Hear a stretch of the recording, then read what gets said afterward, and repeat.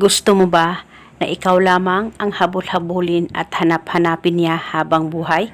Malayo o malapit man kayong dalawa sa isa't isa at mababaliw siya sa sobrang pagmamahal niya sa iyo. Kaya ngayon, itong ritual na ibabahagi ko sa inyo ay makakatulong ito sa relasyon at samahan ninyong dalawa ng partner mo. Basta tiwala lang, gawin sa mabuti at hilingin ng buong puso.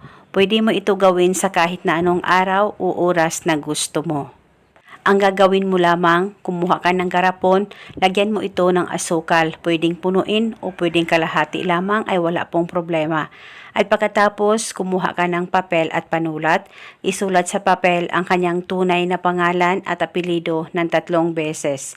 At pagkatapos, kumuha ka lamang ng isang cotton ball o isang bulak.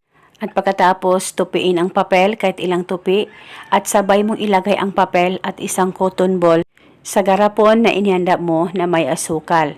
At pagkatapos, hawakan mo muna saglit ang garapon, pakaisipin mo siya ng mabuti, mag-focus at mag-concentrate ka at ibulong mo ang spell na ito. Pangalan at apelido. Sa pamamagitan nitong ritual, ako lamang ang hanap-hanapin at habol-habulin mo habang buhay. Ibulong mo lamang ito ng 3 beses. At pagkatapos, pwede mo nang takpan ang ritual at itago sa damitan mo o kung saan safe na walang makakakita at makakaalam. Itago ito pang matagalan. At pwede mo ito bulungan paminsan-minsan kung may time po kayo. At paniguradong ikaw lamang ang hanap-hanapin at habol-habulin niya at ikaw lamang ang mamahalin niya habang buhay. Basta huwag kalimutang palaging magdasal at manalangin.